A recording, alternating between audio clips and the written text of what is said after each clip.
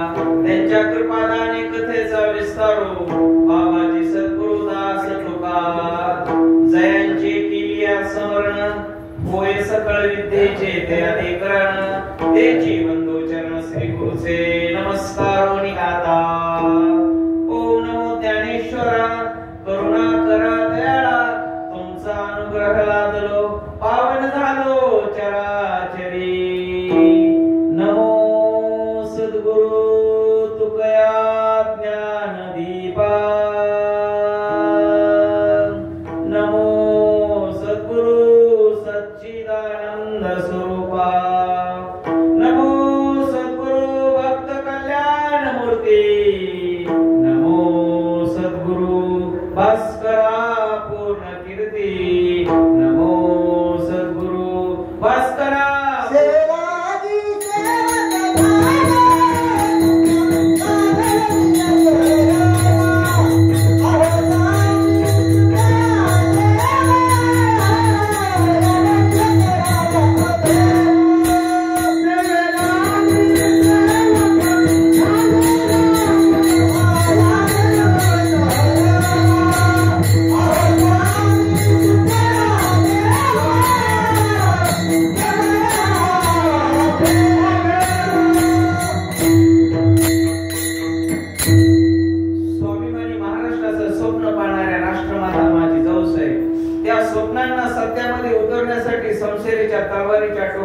महाराष्ट्रामध्ये हिंदवी स्वराज्य निर्माण करणारे छत्रपती शिवाजी महाराज, धर्मासाठी रक्षण करणारे धर्मवीर छत्रपती संभाजी महाराज, महाराष्ट्राच्या मराठी मातीमध्ये कीर्तनाचं बीज पेरणारे क्रांती सूर्य महात्मा ज्योतिबा फुले, त्या बीजाचा वटवृक्ष निर्माण करणारे डॉक्टर कर्मवीर भाऊराव पाटील, देशासाठी बलिदान देणारे भगतसिंग राजगुरू आणि सुखदेव, तरुणांनो झेप घ्या दिशा तुम्हाला शरण येतील असा मूलमंत्र देणारे स्वामी विवेकानंद, कीर्तनाच्या माध्यमातून समाज परिवर्तन करणारे तीन महान संत, संत तुकडोजी महाराज, संत गाडगे बाबा महाराज आणि जगाचे गुरु असणारे जगवंदनीय हृदय सम्राट वैराग्य मूर्ती जगद्गुरु तुकोबाराय या मानवांना विनम्र अभिवादन। विठाला विठाला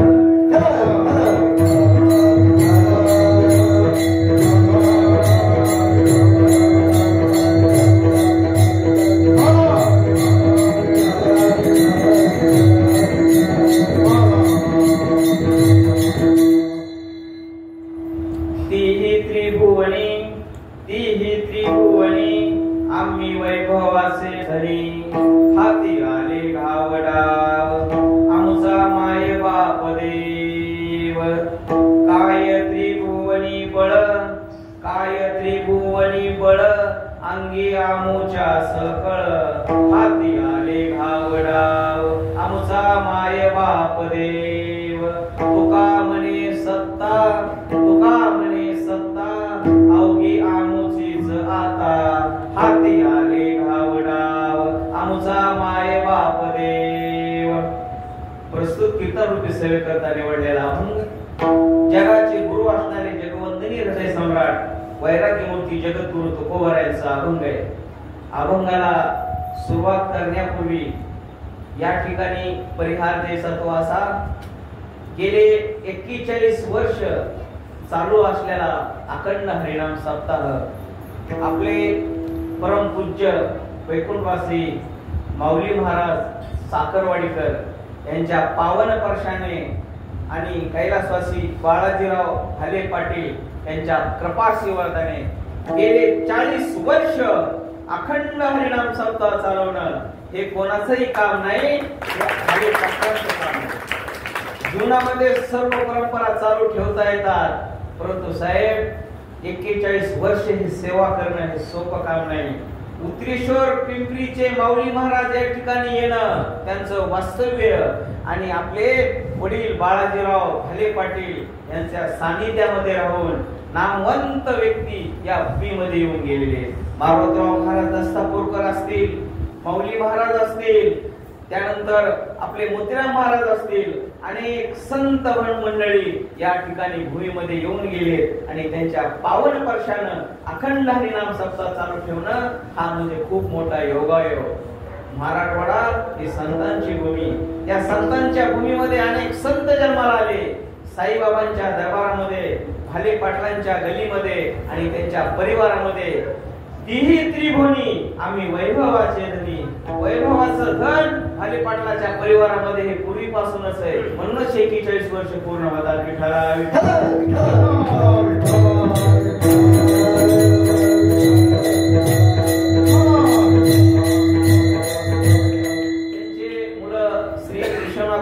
बाळाजीराव भाले पाटील, ऍडव्होकेट मुंजाजीराव बाळाजीराव भाले पाटील, डॉक्टर अतुल रामदासराव भाले पाटील हा त्यांचा संपूर्ण परिवार. वकील साहेबाविषयी सांगायचं म्हटलं तर मी आताच काही ऐकलं की 7-8 दिवस जो आता सप्ताह चालू असतो त्याच्यामध्ये रोज ते पारायणाला येतात. त्यांच्याकरता एकदा टाळ्या वाजवा साहेबांना. त्यांचं एवढं बिझी शेड्यूल असताना देखील साहेब या ठिकाणी येतात, कार्य करतात, थांबतात. हे मोठं वैभव आहे. म्हणून तीही त्रिभुवनी आम्ही वैभवाचे धनी. हाती आले गावडाव आमचा माय बाप देव.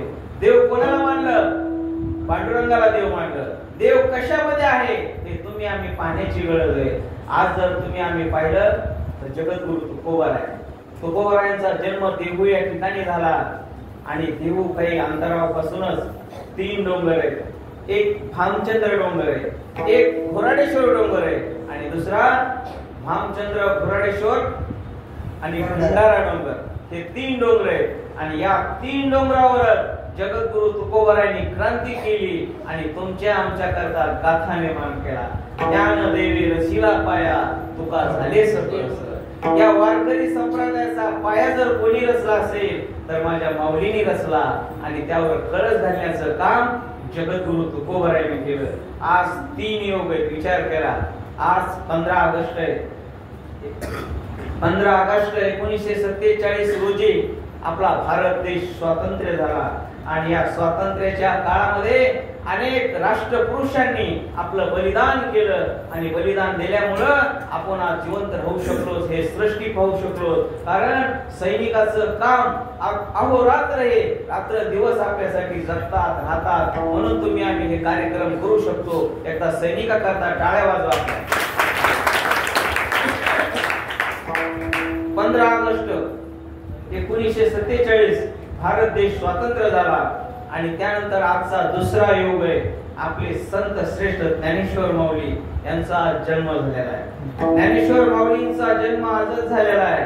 आणि जगाच्या मालकाचा कृष्णाचा जन्मही आजच झालाय. म्हणजे आज आपल्याला 3 योग आलेले.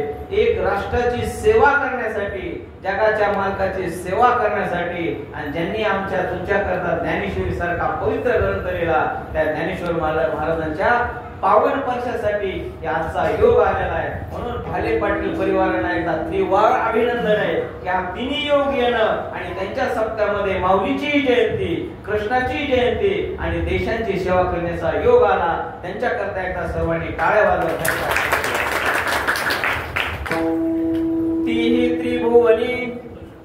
त्रिभुवनी आम्ही वैभवाचे धनी. हाती आले गावडाव आमचा माय बाप देव. जगद्गुरु तुकोबाराय, तुकोबारायांचा जन्म देहू या ठिकाणी झाला. आणि लहानाचे मोठे देहू त्या कुटुंबामध्ये तुकोबाराय हळूहळू मोठे होत होते. आणि मोठे झाल्यानंतर काही त्यांचा भाऊ मोठा झाला आणि विरक्तीमध्ये घर सोडून गेला. एकावर एक संकट माझ्या तुकोबारावर आले. तुकोबारायांनी जीवनामध्ये कधी हार मानली नाही. एक दिवस असं झालं, पहिली पत्नी तुकोबारायांची अन्न करता करता मरण पावली. तुकोबाराय कधीही हार मानले नाही. पहिल्या पत्नी दुसऱ्या पत्नी केल्या. गुळवे घराण्यातील कुटुंबाचा आणि तुकोबारायांचा परिवाराचा संबंध आला आणि तुकोबारायांचं दुसरं लग्न झालं. तुकोबारायांनी रोज सकाळी उठावं, देऊळमध्ये मंदिरामध्ये जावं आणि आपलं भजन वगैरे करावं. त्या ठिकाणी तुकोबारायांना अनेक लोकांनी त्रास दिला. आणि एके दिवशी सांगण्यात आलं की तुम्ही गावामध्ये भजन करू नका, तुम्ही बाहेर जा कुठेतरी आणि भजन करा. तुकोबाराय उठले आणि भजन करण्याकरता भंडारा डोंगरावर गेले. आणि भंडारा डोंगरावर गेल्यानंतर रोज तुकोबारायांनी त्या ठिकाणी जावं आणि अभंगाची रचना करावी. जगद्गुरु तुकोबारायांनी तुमच्या आमच्या करता पवित्र असा तुकोबारायांनी ग्रंथ निर्माण केला. पायाच्या नखापासून ते वरच्या डोक्यापर्यंत माझ्या तुकोबाराने अभंगाची रचना केली. ज्यावेळेस आपण लहान होतो त्यावेळेस तुकोबाराने अभंगाची रचना केली. लहानपण देगा देवा मुंगी साखरे सरावा. जगद्गुरु तुकोबाराने लहान असताना अभंगाची रचना तुमच्या आमच्या करता केली. जगद्गुरु तुकोबाराय थोडे मोठे झाले, तुम्ही आम्ही थोडे मोठे झालो. मुलांनी काय करावं, जीवन कसं जगावं याच्याकरता तुकोबाराने तुका म्हणे सायास करीती अभ्यास. अभ्यासाचं महत्व माझ्या तुकोबाराने तुमच्या आमच्या करता सांगितलं. थोडे मोठे झाला, कॉलेजला गेला, जीवनामध्ये काय करावं हे तुम्हाला समजण्याकरता आता तरी पुढे हाची उपदेश नका करू नाश विषयाचा हे जगद्गुरु तुकोबाराने तुमच्या आमच्या करता केलं. माझ्या शेतकरी करता तुकोबाराने अभंगाची रचना केली. वृक्षवल्ली आम्हा सोयरे वनचरे अनेक अभंगाच्या रचना जगद्गुरु तुकोबारायांनी केले आणि त्यांच्या करताच तुम्ही आम्ही जीवन जगलं पाहिजे आणि त्यांच्या करताच जीवनामध्ये प्रवाह तयार केला पाहिजे. विठाला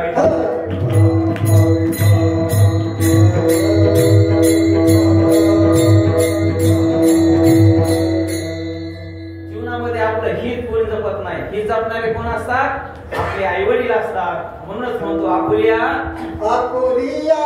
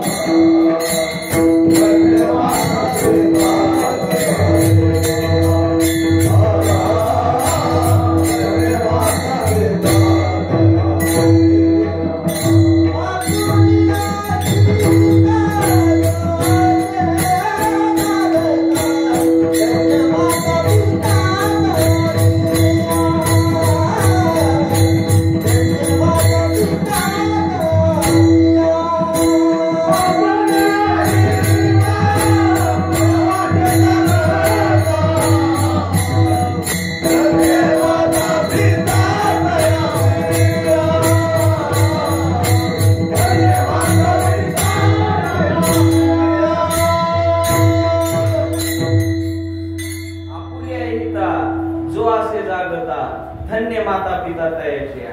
जीवनामध्ये आपलं हित कोणीही जपत नाही. आपलं हित जर कोण जपत असेल तर आपले आई आणि वडील जपतात. जीवनामध्ये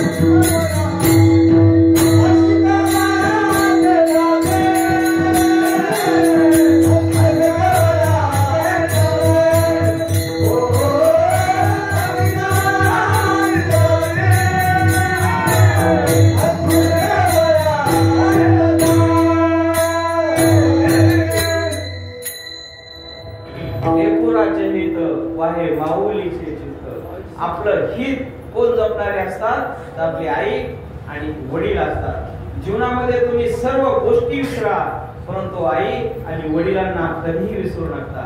आपल्या घरी आपले आई वडील वयस्कर आहेत, त्यांना भेटा. त्यांचा दवाखान्याचा खर्च असेल, कुठला खर्च असेल ते अवश्य करा. हे नाशिवंत आहे, क्षणोक्षणी हाची करावा विचार. दरावया पार भव सिंधू, नाशिवंत देह जाणार सकळा. आयुष्य खातो काळ सावधान. तुम्ही सावधान होण्याची गरज आहे. प्रत्येकाला एक ना एक दिवस जायचंय. कुणी मागे जाईल, कुणी पुढे जाईल, परंतु दोन व्यक्तींना कधीही विसरू नका. त्यावेळेस आपला बाप आपल्या मुलीचं लग्न लावतो ना, लग्न लावल्यानंतर लग्नाच्या सभा मंडपामध्ये किती पैसा खर्च झाला, किती मोठा खर्च केला, तो बाप विचार करत नाही. तो विचार एकच करतो की माझं लेकरू आयुष्यभर सुखी राहील. ही बापाची कृपा आहे. बाप करी जाणी, बाप करी जाणी, बाप करी जाणी, लेकराची ओढी. बाप करी जाणी, बाप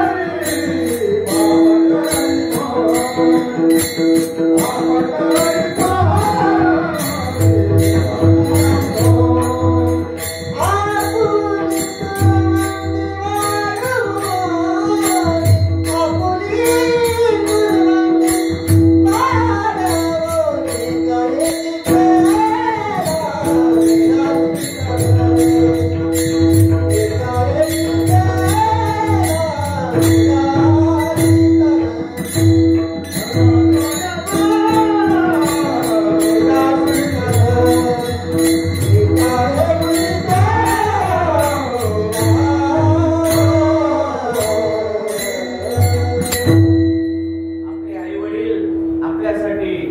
सोन्यासारखे असतात.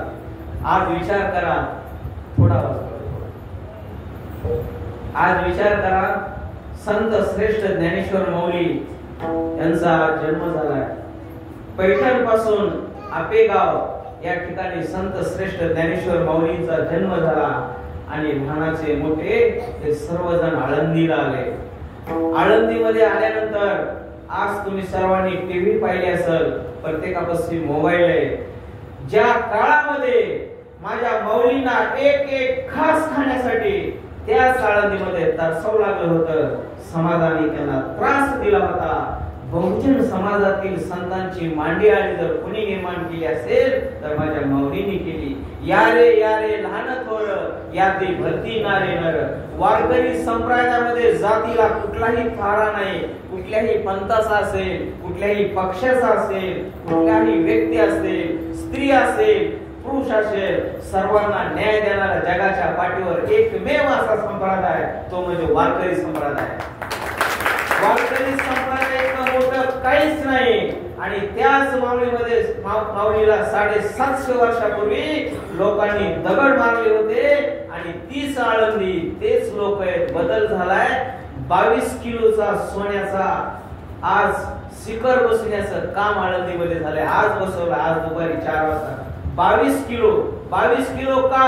माझ्या ज्ञानेश्वर माऊलींनी वयाच्या 22व्या वर्षी समाधी घेतली होती. हे जग सोडून घेतले होते माझी माऊली. 22 किलो सोनं आज शिखर बसवलंय.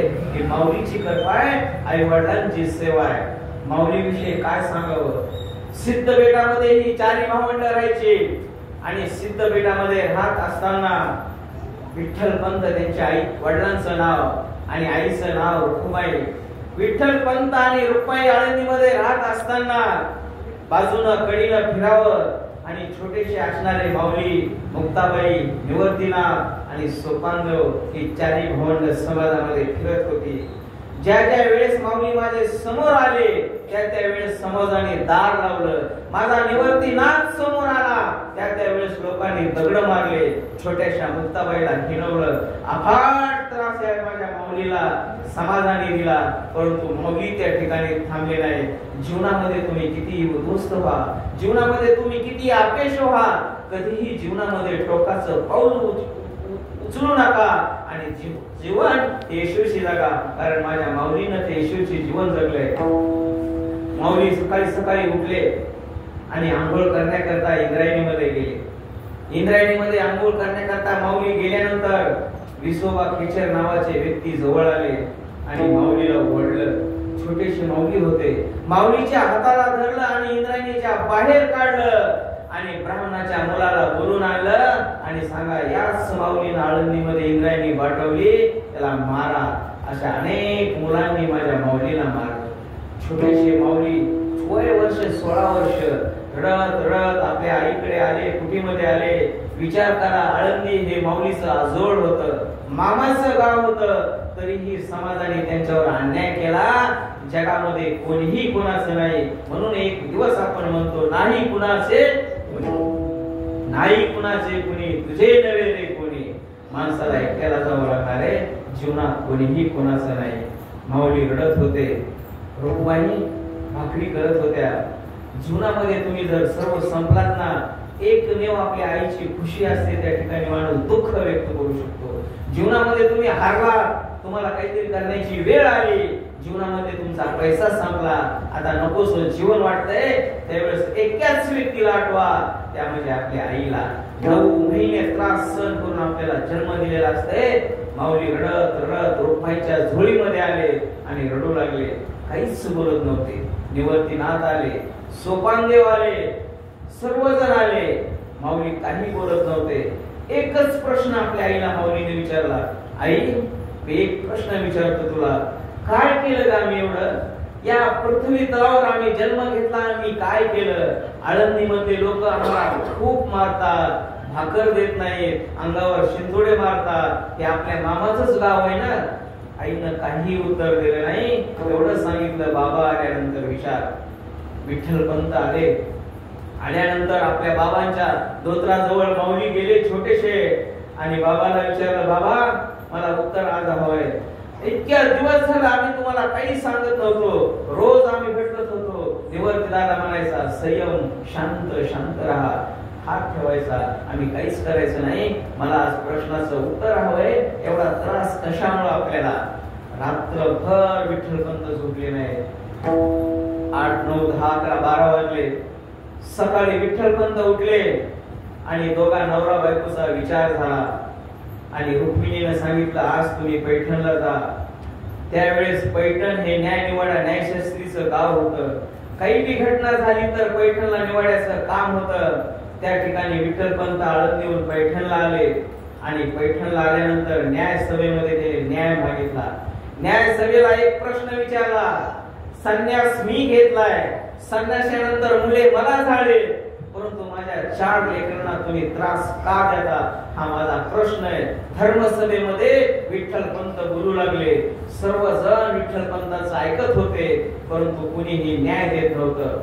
शेवटी विचार विनिमय झाला. संन्यास तर विठ्ठलपंतांनी घेतलाय, मग सजा विठ्ठलपंताला आणि त्यांच्या पत्नीला पाहिजे, मुलांना का सजा द्यायची? म्हणून एक प्रश्न समोर उठला व्यक्ती आणि त्यांना सांगितलं, तुम्हाला सजाच पाहिजे असेल तर देहांत प्रायची ती सजा विठ्ठलपंतांनी रुक्माईला त्या न्यायशास्त्राने दिली. आले परत आल्यानंतर 4 भावंडही पटांगणामध्ये खेळत होती. काय माहिती त्यांना काय सजा झाली, कशी झाली असेल, काही माहित नाही. बाबा आले, निवर्तीनाथ, सोपानदेव, मुक्ताई सर्व जवळ आले आणि जीवनामध्ये तुम्ही संपलात ना, जीवनामध्ये तुम्हाला दुःख आलं ना, एकमेव आपली पत्नी असते, आपल्या चेहऱ्यावर ओळखी आपल्या मालकासोबत काय झालंय. आताची पत्नी नाही, पूर्वीची 750 वर्षापूर्वीची पत्नी. ही पत्नी ओळखली आणि पत्नीनं ओळखलं, आज काहीतरी झालं आहे आणि विचारलं काय झालंय. काही नाही, जेवण करा, सगळ्यांना जेवायला गोड बनव. काही सांगितलं नाही विठ्ठलपंतानं. 10:30 वाजले रात्रीचे आणि 10:30 वाजल्यानंतर विठ्ठलपंतांनी ज्ञानेश्वर माऊलीचा हात धरला आणि हात धरल्यानंतर ज्या वेळेस विठ्ठलपंतांनी माऊलीचा हात धरला आणि हात धरल्यानंतर जीव घालत होते, त्यावेळेस विठ्ठलपंतांच्या डोळ्यामधून बापाचे अश्रू येत होते. काय माऊली, माझे 16 वर्ष वय आणि लेकरांनी काय अन्याय केलाय, त्यांना रात्र आपल्याला सोडून जायचंय. आणि सगळे जेवून झोपले. आपल्या पत्नीला बोलिलं. रुक्मिणी बायका जवळ आल्या आणि सांगा काय झालंय. रुक्मिणी, माझं चुकलं, संन्यासानंतर मी संसार करायला नाही पाहिजे होता आणि संसार केल्यानंतर आपल्याला ही 4 भावंड झाली. आता न्यायशास्त्रांचं म्हणणं आहे तुम्हाला देहांत प्रायश्चित आत्महत्या साध्या भाषेमध्ये तुम्हाला आत्महत्या करावी लागेल, नंतरच तुमच्या लेकरांची मुंज केली जाईल असा संदेश आणि आढाव त्यांनी काढलाय. त्यामुळे आपल्याला ही सजा भोगावच लागेल. एक काम कर, आता मी जातो. मी गेल्यानंतर ज्ञान माऊली, निवर्तीनाथ, मुक्ताबाई, सोपान ही चारी भावंडे, त्या चारी भावंडाचा सांभाळ तू कर, चारींची मुंज कर आणि त्यांना समाजामध्ये न्याय देण्याचं काम हे तू कर. रुक्मिणीनं ऐकलं, धनी मी एकटं लग्न केलं नाही, लग्न मी पण केलंय, मी पण जाणार. नाही मुक्ती, नाही आई साहेब तुम्ही जाऊ नका, नंतर आपल्या मुलांना खूप असा त्रास होईल, तुम्ही जाऊ नका. नंतर काही ऐकलं नाही आणि दोघांनी विचार केला आपल्याला आता जायचंय. 11 वाजले होते. छोट्याशा मुक्ताबाईला रोज सवय होती आपल्या आईच्या अंगावर हात टाकून झोपायची. 8 वर्षाची मुक्ताबाई आणि त्या ठिकाणी आईच्या अंगावर हात टाकला मुक्ताबाईनं आणि आईला हात बाजूला काढला. त्या मुक्ताबाईचा हात बाजूला पडला. काय माहिती मुक्ताबाईला माझी आई उद्या जाणार आहे, आई दिसणार नाही, काय माहिती त्या लेकरांना. आणि ज्या वेळेस विठ्ठल पंत ज्ञानेश्वर माऊलीच्या जवळ गेले आणि जवळ गेल्यानंतर हाताला पायाला स्पर्श केला विठ्ठल पंतांनी आणि ढसा ढसा रोडू लागले. आज जगाचा मालक विठ्ठल आणि रुक्मिणी ढसा ढसा रोडू लागले. आपल्या 4 बालका करता रोडू लागले. विचार करा, आई दिसणार नाही, वडील दिसणार नाही, सकाळी कुणीच दिसणार नाही आणि शेवटी वळले निवर्ती दादाकडे. निवर्ती, मी चाललो, मला माफ कर. बापही तुला व्हायचंय आणि आई माऊलीला व्हायचंय. विठ्ठल पंतांनी सांगितलं, निवर्ती दादा, त्या भावाचा मोठा भाऊ तुला शेवटपर्यंत यांचा सांभाळ करायचा आहे. जोपर्यंत चंद्र आणि सूर्य आहे पाठीसारखा भावासारखा उभा आहे, वडिलासारखा उभा आहे. विठ्ठल पंतांना निवर्तीनाथाला सांगितलं. जवळ स्पर्श केला होता आणि माऊलीच्या जवळ गेले विठ्ठल पंत. माऊलीच्या जवळ केल्यानंतर छोट्याशा 16 वर्षाच्या वयाच्या हात धरला माऊलीचा आणि सांगितलं, माऊली, अनाथांची माय, जगाची माऊली तुम्ही, हे जग सोडून मी जाणार आहे, तुम्ही आई व्हा, त्या सर्वांचा सांभाळ करा. आणि बघता बघता 11:30 वाजले आणि सकाळी निघून गेले. सर्वांना समजणं सोपं होतं. आणि जाता जाता निवर्तीच्या खिशामध्ये एक चिठ्ठी ठेवली विठ्ठल पंतांनी. रामकृष्ण हरी, आळंदीकरांना माझा सप्रेम नमस्कार. मी आळंदीचा जावई बोलतोय, विठ्ठल पंत कुलकर्णी. मी पैठणला गेलतो, माझ्या मुलाची 4 जणांची मुंज झाली पाहिजे, मला त्या ठिकाणी न्याय मिळालाय, मला देहांत प्रायचित सजा मिळाली. मी आणि माझी पत्नी देहांत प्रायचित करत आहोत, परंतु 2 दिवसामध्ये माझ्या मुलांची मुंज झाली पाहिजे, समाजात त्यांना स्थान मिळालं पाहिजे, समाजानं कोणीही त्यांना त्रास दिला नाही पाहिजे. अशी चिठ्ठी लिहून ठेवली, निवर्ती दादाच्या खिशामध्ये ठेवली आणि सकाळ झाली. सकाळी उठल्यानंतर विचार करा, आपण आपल्या परिवारामध्ये राहतो. एक वेळ जर आपली आई नाही दिसली, आई कुठे गेली, आई कुठे गेली, जोपर्यंत आई दिसत नाही ना तोपर्यंत माणूस आपण शांत राहत नाही. हे कोवळे 4 लेकर कसे राहिले असतील विचार करा. 750 वर्षापूर्वी माझ्या माऊलीचे ज्ञानेश्वर महाराज ते आई वडील कुमार आम्हाला सोडून गेले.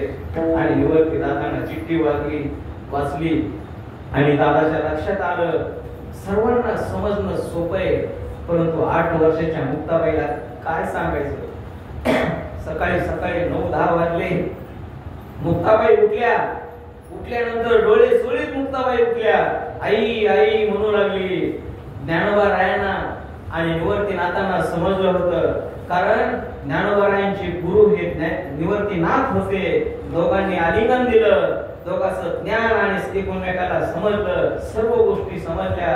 सोपान देवाला समजून सांगितलं, परंतु 8 वर्षाच्या मुक्ताबाईला समजून सांगणं हे अत्यंत कठीण होतं, कोणाला जमत नव्हतं. सर्वजण या बाजूला त्या बाजूला जाऊ लागले आणि शेवटी ज्ञानेश्वरच्या ज्ञानोबारायांच्या जवळ मुक्ताबाई आल्या आणि म्हणू लागल्या, दादा आई कुठे आहे, बाबा कुठे आहे.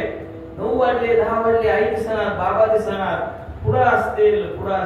विचार करा, 750 वर्षापूर्वी हे 4 भवंड आई वडिलांसाठी फिरत होते आजच्या जगामध्ये आई वडिलांची किंमत तुम्हाला आम्हाला कळाली पाहिजे. अरे जीवनामध्ये आई वडिलांना नका काही करू द्या, आपल्यासाठी त्यांना जन्म दिलाय हे लक्षात ठेवा. तुम्हाला 4 मुलं असू द्या, तुम्हाला 3 मुलं असू द्या, आई वडिलांना हे सारखेच असतात. आपण म्हणतो की लेकाच्या नातवाची आई वडिलांना जास्त माया येते, मुलीच्या नातवाची जास्त माया येते. तसं काही नसतं. आई वडिलाला लेखी सारखा असतो, आई वडिलाला लेखी सारखे असतात, दोन्ही सारखे असतात. म्हणून ज्ञानेश्वर माऊलीची आज जयंती म्हणून त्यांचा प्रसंग सांगितला.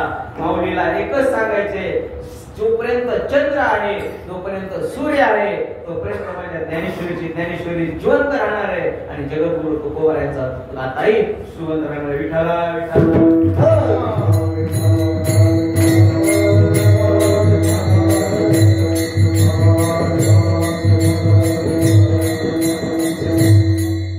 देशासाठी बलिदान देणारे अनेक आहेत. आपला भारत देश आहे. भारत देशासाठी अनेक राष्ट्रांनी बलिदान दिले. भगतसिंग असेल, राजगुरू असेल, सुखदेव असेल, या सर्व राष्ट्रपुरुषांनी दिवस रात्र केल्यामुळं तुम्हाला आम्हाला स्वातंत्र्य मिळाले. मग स्वातंत्र्य मिळाले तर या स्वातंत्र्याचा फायदा तुम्ही आम्ही घ्यायला पाहिजे आणि स्वातंत्र्यामुळेच आपण हे जीवन जगायला पाहिजे. एक वेळेस भगतसिंगाला फाशी झाली आणि फाशीचा दिवस उजाडला आणि फाशीचा दिवस उजाडल्यानंतर समोरच्या ज्यावेळेस जलरनं पाहिलं की भगतसिंग आता काय करतोय, भगतसिंगाच्या जवळ गेले आणि एक चिठ्ठी लिहून ठेवली. भगतसिंग, उद्या सकाळी तुम्हाला 10 वाजता फाशी दिली जाणार आहे. तुम्हाला जर काही बोलायचं असेल तर तुमच्या आईला तुम्ही 10 मिनिटं 20 मिनिटं बोलू शकता, तुमच्या नातेवाईकाला बोलू शकता. त्यावेळेस तुम्ही आज्ञा द्या, आम्ही त्यांना बोलवतो. विचार केला भगतसिंगाने, देशासाठी बलिदान देणारे भगतसिंगाने विचार केला, बोलवायचंय कोणाला? हीच माझी माता, हीच माझी भूमी. माझ्या आईने जन्म दिलाय. जेलरला उत्तर दिलं. भगतसिंगाने हे उत्तर खूप महत्वाचं आहे, लक्षपूर्वक ऐका. जेलरला उत्तर दिलं भगतसिंगानं, साहेब तुम्ही म्हणतात ना मी जाणार आहे, तुम्हाला फाशी होणार आहे, हे जग तुम्ही पाहणार नाही, तुमच्या आईला बोलवा. ही भारत माताच माझी आई आहे आणि ज्या वेळेस माझी आई मला भेटायला येईल ना, माझी आई रडेल. आईचं हे काळीज असते मुलांना, काळीज असते. आई रडेल त्यावेळेस सगळेजण म्हणते की भगतसिंग येताना त्यावेळेस आई देखील रडली होती, मला हे करायचं नाही. लगेच भगतसिंगाने व्यायाम चालू केला. व्यायाम चालू केल्यानंतर जेलरनं पुन्हा प्रश्न विचारला, भगत तुला फाशी होणार आहे, तुम्ही व्यायाम कशा करता? तुम्ही जाणार आहे, तुम्हाला फाशी होणार आहे, तुम्ही जग पाहणार नाही म्हणला साहेब. ज्या वेळेस माझी आई, माझ्या लहानपणी मी पाहत होतो की आई सकाळी सकाळी कनेरीच्या फुलाच्या जवळ जायची, ते टवटवीत फुलं वेचायची आणि जे सुकलेले फुलं ते बाजूला काढायची. टवटवीत फुलं माझ्या जगाच्या मालकाला, भगवंताला व्हायची. टवटवीत फुलं माझ्या आईला आवडतात म्हणून मी साहेब व्यायाम करतोय. जाता जाता देखील मी तंदुरुस्त आणि देहानं राहणार आहे. ही भगतसिंग होता. विठ्ठला विठ्ठला.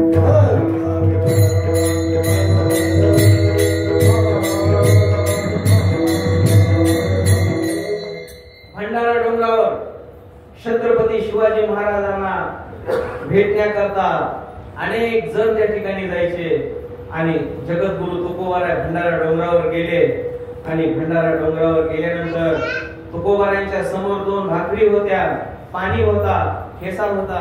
ते सर्व घेऊन तुकोबारा डोंगरावर गेले आणि आपल्या मस्तीमध्ये तल्लीन झालेला महात्मा रामकृष्ण हरी भंडारा डोंगरावर आवाज घुमत होता.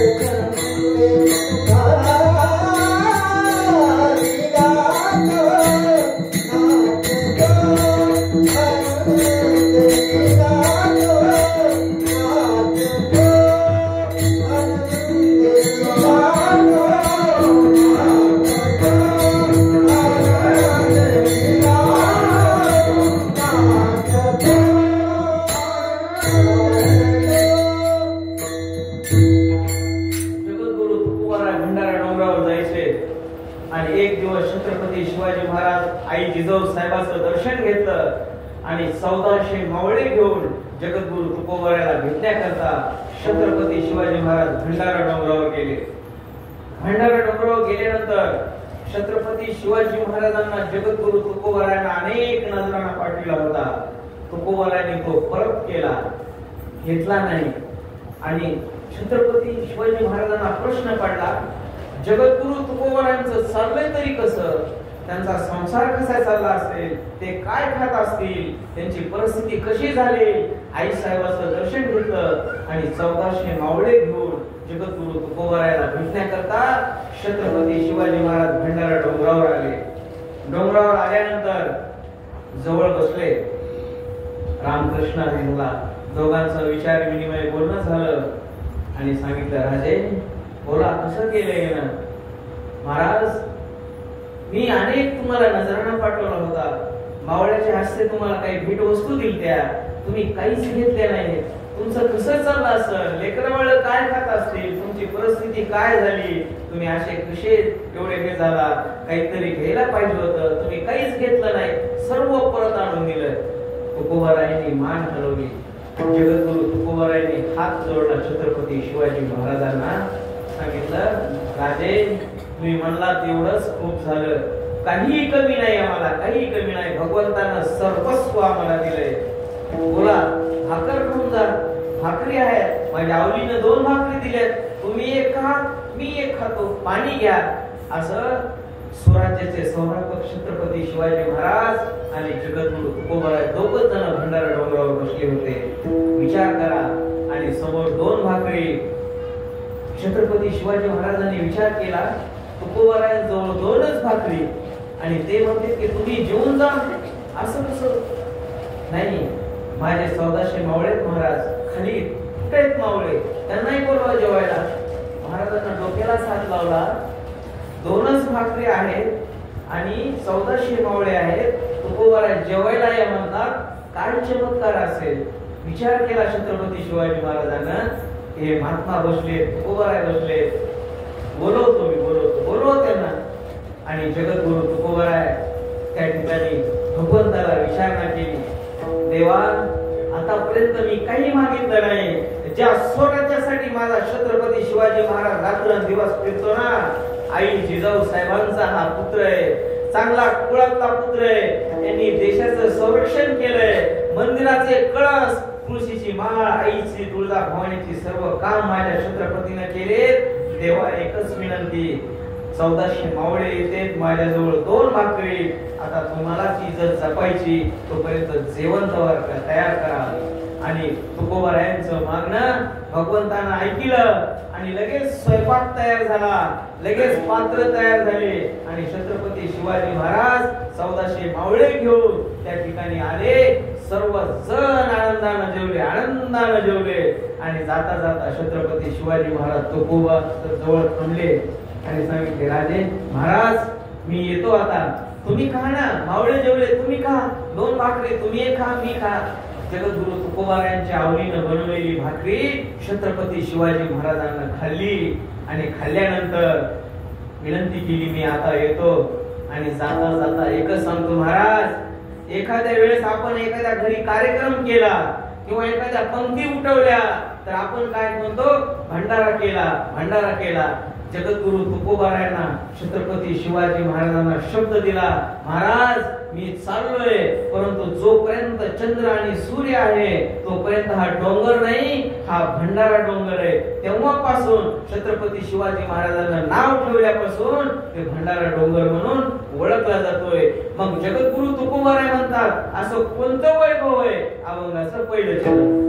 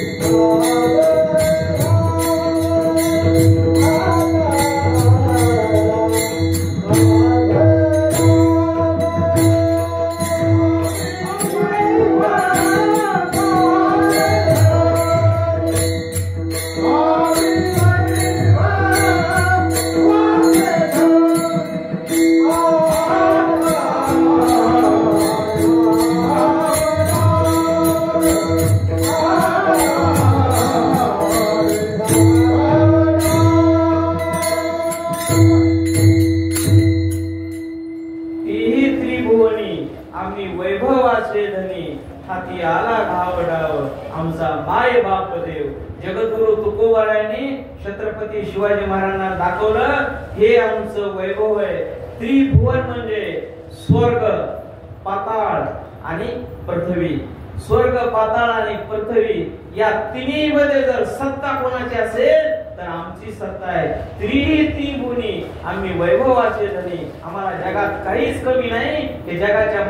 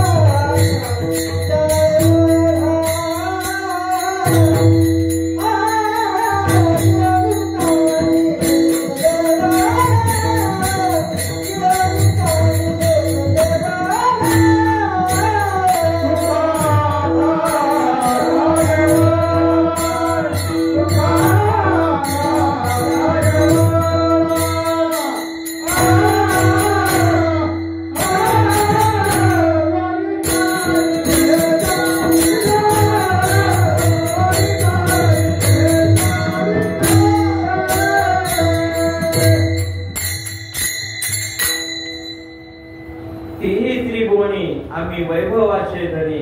हाती आला घावडाव आमचा माय बाप देव. जगामध्ये जर आपल्याला काही काम करायचं असेल किंवा एखाद्यातून चांगलं काम करून घ्यायचं असेल तर आपण कोणाला तरी मायबाप मानावं लागतंय. जोपर्यंत आपण कोणाला तरी मायबाप मानत नाही तोपर्यंत आपलं कल्याण होऊ शकत नाही. आपण जर एखाद्याला चांगला शब्द बोलला तर पुढून देखील आपल्याला चांगला शब्द येणार आहे. म्हणून बोलत असताना चांगलं बोला आणि जीवन जगत असताना एवढं बिनधास्त जगा की आनंदानं जगा. कारण हे जग पुन्हा येणार नाही. आणि नाते संबंध जोडा. आज भावाचं नातं, बहिणीचं नातं, आईचं नातं, वडिलाचं नातं विभगून चाललेलं आहे.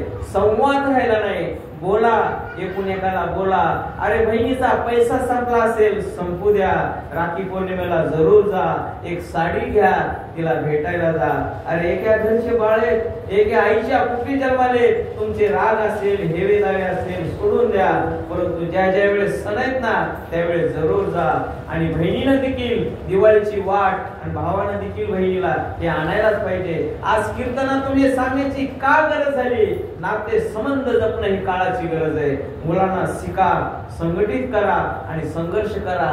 गरज आहे शिक्षणाची. मुलगा आपला कलेक्टर बनला पाहिजे, मुलगा आपला इंजिनियर व्हायला पाहिजे. त्याला शिक्षण देणं ही काळाची गरज आहे. किती कष्ट करा, मुलांना शिकवा. एक वेळ जर तुमचा मुलगा एमपीएससी पास होऊन जर कलेक्टर आला ना गाडीमध्ये, बापाची छाती बघा कशी होती, माझं पोरग आहे. अरे ज्या वेळेस तुम्ही कलेक्टर बनताना तुमच्याकडे पाहण्याचा दृष्टिकोन देखील बदलतो. आयुष्यामध्ये जर पैसा संपला ना, माणूस किती बी टॅलेंट असू दे त्याला किंमत नाही. पैशाला किंमत आहे आणि वर्दीला किंमत आहे. एक लातूर पासून 30 किलोमीटर अंतरावर गाव आहे, एक पूस नावाची वाडी. पूस नावाची वाडी पुस्तक आहे, मी ते वाचले गेल्या आठवड्यामध्ये. त्या पूस नावाच्या गावामध्ये एक भिल्ल नावाची व्यक्ती होती. एक आई साहेब होत्या भिल्ल नावाच्या. एक मुलगी होती त्यांना. आणि पाटील, भाले पाटील परिवारासारखा असा वैभव संपन्न परिवार होता. त्या परिवाराला कीव आली आणि सांगितलं, ताई साहेब तुम्ही इकडं तिकडं कुठं काम बघण्यापेक्षा तुमची मुलगी हुशार आहे, आमच्याच वाड्यामध्ये थोडं काम करा, शेतामध्ये काम करा, आम्ही तुमचं पालन पोषण करू. त्या पाटील परिवारानं त्या भिल्ल समाजाच्या आई साहेबाला थारा दिला. आधार कार्ड नव्हतं, नाव नव्हतं. पाटील परिवार असल्यामुळे तिचं नाव लावलं. परिवार तयार झाला. छोटीशी झोपडी शेतामध्ये त्यांना काढून दिली त्यांनी. आणि मुलगी हुशार होती. पाटलांचे नातू वगैरे शेतात जायचे, दीदी हुशार आहे, आईला सांगायचे आपल्या शेतातली दीदी खूप हुशार आहे, ती दीदी आहे ना खूप हुशार आहे. मग म्हणायचे, आई पण म्हणायच्या त्यांना पुस्तक घेऊन द्या, सणाला बोलवा. बघता बघता ती पोरगी ग्रॅज्युएशन झालं आणि फॉर्म भरला. ती कलेक्टर झाली. आणि ज्या वेळेस ती गावातून कलेक्टर आली ना ते आजी आणि आजोबा पाटलाचे बसलेले होते. त्या चिसाखाली बसलेले आजोबा आहेत म्हणले मला त्यांच्याकडून प्रेरणा मिळाली. त्या कलेक्टर साहेबाचं दर्शन घेतलं. मला एकच सांगायचं की माणूस कुठलाही असू द्या, कोणत्याही जातीचा असू द्या, त्याला शिकवा, संघटित करा. जग खूप सुंदर आहे, मदत करणारे लोक आहेत. आणि एकदा का जर तुम्ही बनले तर 10-20 पिढ्या तुमच्याकडल्या सुद्धा. एक गव्हर्नमेंट तुमच्या घरी तयार झाला ना, 10-20 खेड्यातले लोक तुमच्याकडे चांगल्या परिवारानं पाहतात, तुमच्या निश्चय नावावर काम होत चालतात. आणि तुम्ही काहीच नाही बनले तर कोणीही विचारित नाही. आणि माणूस संपल्यावर त्याला कुणी बोलत नाही, त्याला पत्रिका कुणी देत नाही. हे वास्तव का सांगतोय, कीर्तनात सांगण्याची गरज आहे. एकच सांगायचंय, नाते जपा, नाते सांभाळा. आईची माया काय असते आपल्या एका कवीने म्हटलंय, आई माझी मायेचा सागर, आई माझी मायेचा सागर, दिला तिने जीवनाकार, दिला तिने जीवनाकार. तळपळत्या उन्हात, रखरखत्या रानात, तळपळत्या उन्हात, रखरखत्या रानात, राहिलीस तू माझ्यासाठी कष्टाच्या रामात. ही आई आहे म्हणून आईला कधीही विसरू नका. अरे आपण सोडून गेल्यानंतर आपल्या लेकरा बाळाला कोण बनणार आहे? गेलीस आई तू स्वर्गाला, गेलीस आई तू स्वर्गाला, कोण सांभाळील तुझ्या या बाळाला? नाही सांभाळीत कुणी, नाही सांभाळीत, आईच सांभाळू शकते. म्हणून आई वडिलांना जपा, आई वडिलांचं रोज दर्शन घ्या. छोटे मुले असतील आपले आजी आजोबाचं दर्शन घ्या. हीच परंपरा चालू होती. आणि जेवण करत असताना, बैठकीत बसला असताना मोबाईल बाजूला ठेवा आणि एकमेकाशी बोला. काय चाललंय, काय कशा काय अडचण आहे, काही प्रॉब्लेम आहेत का, पैसे नाहीत का, काही नातेसंबंध खराब झालेत का, प्रश्न विचारा. प्रत्येक जण माणूस येते, सगळ्याच्या परिवारात, तुमच्या आमच्या सगळ्याच्या मोबाईल मोबाईल मोबाईल मोबाईल गरज आहे तेवढ्या पुरताच वापरा, त्याच्या आधी जाऊ नका. आणि छोट्या मुलांना मोबाईल देऊ नका, गेम खेळायला देऊ नका. मोबाईल हातात घेतला की लेकरं गेम खेळतात. अरे त्याच्यानं मेंटल प्रॉब्लेम होते. आपला देखील आपला मुलगा वापस बोलतोय, तुम्हाला समजत नाही म्हणते, काय वाटत त्या बापाला, कळत नाही म्हणते तुम्हाला. अरे त्यांना गरिबी बघितलेली असते. 25-30 हजाराचा मोबाईल प्रत्येकाजवळ आहे. माणूस 2 मिनिटात गेम करतो आणि त्याला बोललं की टेन्शन येते, राग येते. हे का होईल? संवाद कमी पडला. म्हणून शिका, संघटित व्हा, संघर्ष करा. मग जगद्गुरु तुकोबरा म्हणतात की तुम्हाला एवढं कसं जमलं? मायबाप आम्हाला त्यांना मांडलं अभंगाचं दुसरं चरण. हाती आला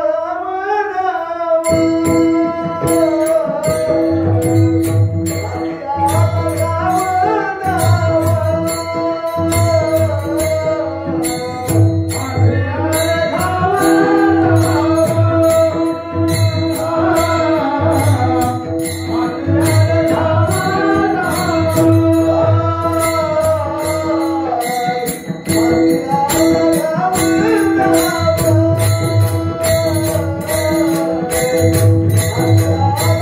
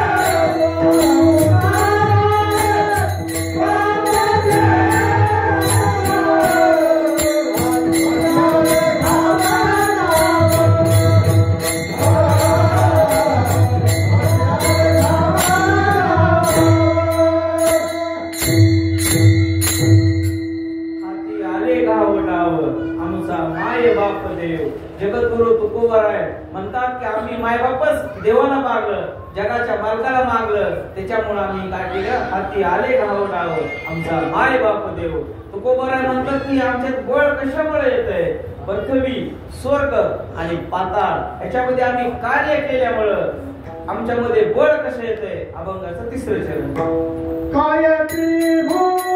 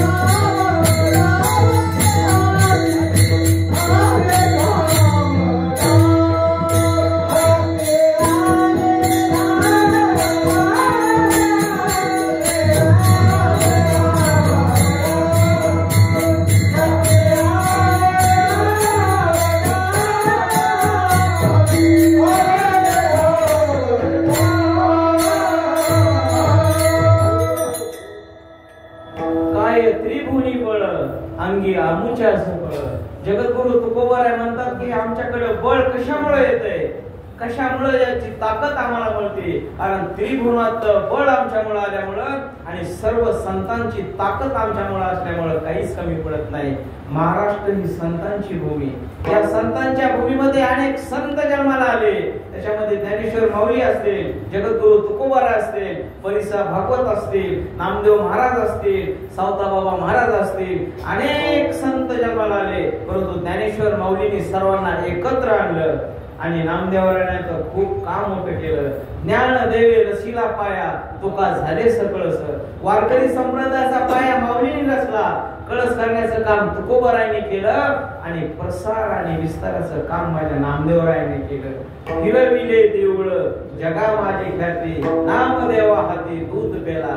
संत श्रेष्ठ नामदेव महाराजांच्या हस्ते जगाच्या मालकानं दूध पेलं आणि औंढा नागनाचं फिरविले देऊळ जगा माझी ख्याती. ही ख्याती आणि हे बळ त्रिभुवनात असल्यामुळं त्या संतांमध्ये बळ आलं. नामदेव महाराजांनी अनेक कार्य केलं. पंजाब असेल, गुमान असेल, राजस्थान असेल, परशराचा विस्तार केला. वारकरी संप्रदाय एवढा मोठा कशामुळे दिसतोय महाराज, नामदेवरायामुळे दिसतं. त्याच्यामुळं नामातयाचा किंकर नामदेवरायाने विस्तार केला, म्हणून हा वारकरी संप्रदाय तुम्हा आम्हाला मोठा झालेला दिसतो. जगद्गुरु तुकोबारायाने अनेक कार्य केलं, ज्ञानेश्वर माऊलीने अनेक कार्य केलं आणि चंद्र आणि सूर्य आहे तोपर्यंत सत्ता कोणाची राहणार. अभंगाचं 14 चरण. तुका मने सत्ता, तुका मने तुका मने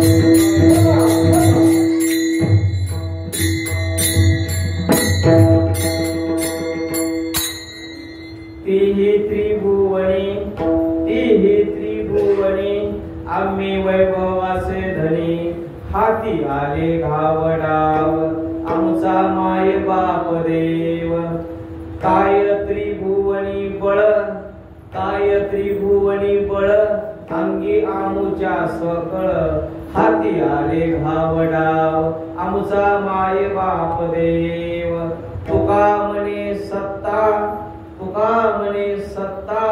अवघी आमुचीच आता हाती आले घावडाव आमुचा माय बाप देव जगद्गुरु तुकोबाराय म्हणतात या पृथ्वी तलावर प्रत्येक व्यक्तीला सत्ता येते आणि सत्ता ही टिकून राहत नाही कोणाची. आज सत्ता आपली आहे, आज सत्ता दुसऱ्याची आहे. अनेक सत्ता येतात, अनेक सत्ता जातात, परंतु जगाच्या पाठीवर एकमेव अशी एक सत्ता आहे, ती वारकऱ्याची सत्ता आहे. ती चंद्र आणि सूर्य आहे तोपर्यंत राहणार. विचार करा, ज्ञानदेवी रचिला पाया तुका झाले सकळस. वारकरी संप्रदायाचा पाया माऊलीने रचला, मजबूत पाय. कळस तुकोबांनी केला, तो मजबूत आहे आणि प्रसार केला नामदेवरायाने. चंद्र आहे तोपर्यंत ते कधीच बंद होणार नाही आणि चालू राहणार आहे. अनेक पक्ष आले, अनेक संघटना आल्या, अनेक देव आले, अनेक संप्रदाय आले, कुठलाही संप्रदाय टिकू नये. आजही पंढरपूरची वारी माझ्या पांडुरंगाची जिवंत आहे. विचार करा, पांडुरंगाची वारी कोणीच कोणाला आमंत्रण देत नाही, कोणीच कोणाला बोलवत नाही, तरी माझ्या जगाच्या मालकाला पांडुरंगाला भेटण्याकरता तुम्ही आम्ही जातो. ही ताकद जर कोणाची असेल तर वारकरी संप्रदायाची ताकद आहे. प्रत्येक 15 दिवसाची एकादश धरा, महिन्याची एकादश धरा आणि पंढरपूरला वर्जून जा. जोपर्यंत तुम्ही जिवंत आहे तोपर्यंत आपली वारी ही कधी खंड होऊ देऊ नका. कारण चंद्र आहे, सूर्य आहे तोपर्यंत तुम्ही आम्ही जिवंत राहणार आहे. बघता बघता वेळ आपला संपत आलेला आहे. हरे पाटील परिवारामध्ये कीर्तन करण्याचा योग आला. आज आपले वैकुंठवासी काका म्हणजे सर्वांचे आपले आजोबा ते वरून पाहत असतील. आज या ठिकाणी पवित्र अशा ठिकाणी कीर्तन करण्याचा योग आला. 41 वर्ष पूर्ण झाले. मी सांगतो असं आहे, जोपर्यंत चंद्र आणि सूर्य आहे तोपर्यंत पाथरीमध्ये भले पाटील गरीबला सत्ता जिवंत राहणार, सर्वच करणार आहे. तुम्ही आम्ही नसणार, परंतु छोटे बाळ असणार. आज या ठिकाणी आपल्या महाराष्ट्रातील नामवंत मृदंगाचार्य प्रत्येक वेळेला येतात, सगळ्यांना धरून चालतात, अनेक ठिकाणी प्रवास करतात. सुरेश महाराज पात्रीकर यांच्याकरता टाळी वाजवतात. त्यानंतर अतिशय गोड आमचे गायनाचार्य महाराज, ही सर्व मंडळी सर्व या ठिकाणी आले, आपला वेळेतला वेळ काढून आले. तुम्ही सर्व ताई घरी नाका आमच्या सर्व विणेकरी बाबा. त्यानंतर देवबाप्पा आपले दररोज कीर्तन करायतात आणि संशिष्टी अतिशय सुंदर आहे. परत परत येण्याचा योग आहे. सर्वांना एकदा माझा रामकृष्णारी याच ठिकाणी कीर्तन रूपी सेवेला विनंती.